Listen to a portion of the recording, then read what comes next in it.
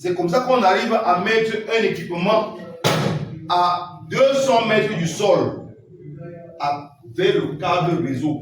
Parce qu'on a alimenté, on n'a pas besoin de câble pour monter l'énergie, pour l'alimenter. Le même câble l'alimente et le même câble fait passer les données.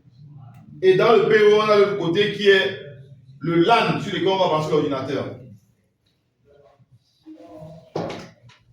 Eux, ils ont un cas de routeur qui est indoor. Donc, l'alimentation est un chargeur ou une alimentation qui est différente de l'injecteur. Ça, on a dit c'est pour le local, pour la maison. Mais les équipements outdoor, c'est pour l'extérieur. On a des hommes point à faire. Sur 1 km, sur 2 km, sur 3 km pour la transmission, on utilise les équipements outdoor, comme ce que j'ai en main là. Ça, c'est le Nano Session 2 de marque Ubiquiti Network qui peut aller jusqu'à 20 km. Si de l'autre côté, vous mettez aussi pareil. Il a une antenne de 16 dBi. Ça, c'est la couverture d'antenne. Dedans, il y a un aluminium. Bon, je n'ai pas amené les autres équipements qui sont désossés. Vous avez une couche d'aluminium qui est ici comme ça, qui fait l'antenne. Il peut aller jusqu'à 20 km, je dis, pour faire une liaison point à point. Et il faut aussi permettre de faire des liaisons couverture. Vous la mettez en haut et vous baissez lentement, ça fait une couverture, simplement. Donc tout dépend de ce que... On n'est pas figé. Tout dépend de ce que vous voulez faire de façon spécifique et particulière. Ok? Voilà. Il faut que ce soit bien clair. On utilise l'injecteur pour alimenter les équipements outdoor. La grande majorité des équipements outdoor. Ça aussi, c'est un équipement outdoor. C'est un équipement outdoor. Vous voyez? La façade a une antenne d'à peu près 20 dBi. Et il a une seule alimentation par injecteur. Le câble réseau là-dedans. Vous voyez que ça, c'est fait de façon étanche. C'est waterproof. C'est une norme américaine. Donc, c'est protégé. Il peut pleuvoir dessus 10 ans. Ça n'a pas de problème.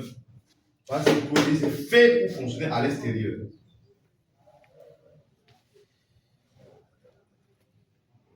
Et au fur et à mesure qu'on fait les techniques, vous devez faire travailler l'imagination pour réaliser votre projet au village ou dans votre quartier ou dans votre mini-cité. J'ai beaucoup d'amis étudiants à Banganté, à Tchan, à Soa, à Bertois, qui sont des franchises cyber-villages. Donc ils ont les Wi-Fi et ça fonctionne. Ils ont les commissions, ils gagnent de l'argent. Ils ont leur argent de poche avec le Wi-Fi. Ouais, c'est fait avec le cerveau. Alors, vous le comprenez, avec très peu de moyens, on peut commencer à rendre l'inclusion numérique effective dans notre quartier, dans notre collectivité, dans tous les territoires et dans nos différents villages. Simplement avec un backbone Internet qu'on peut créer à partir d'un réseau 3G, d'un réseau fibre optique, d'un réseau filaire. Sinon, à partir du ciel, on crée un backbone Internet. Avec un routeur Wi-Fi 100 ans, on crée un réseau Wi-Fi et on amène notre réseau Wi-Fi, ou mieux, on l'étend notre réseau Wi-Fi pas seulement sur 1 km, mais sur 2 ou 3 km, afin de rendre justement la connectivité Internet accessible à prix social pour tout le monde.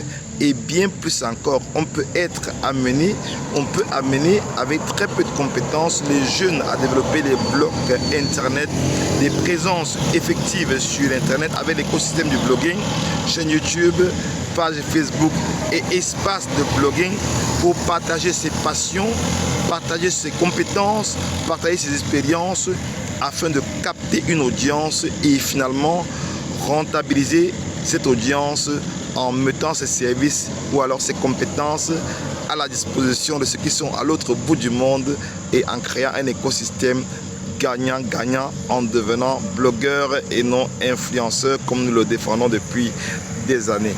Alors l'aventure vous tente, rejoignez les Cyber Village Bootcamp simplement en cliquant en bas de cette vidéo, en rejoignant une session intensive de 2, 3, 4, 5 jours ou alors une session en ligne ou simplement en rejoignant les aventures des Cyber Village parce que nous avons des différents types de sessions de formation, que vous soyez présent au Cameroun ou que vous soyez à l'international.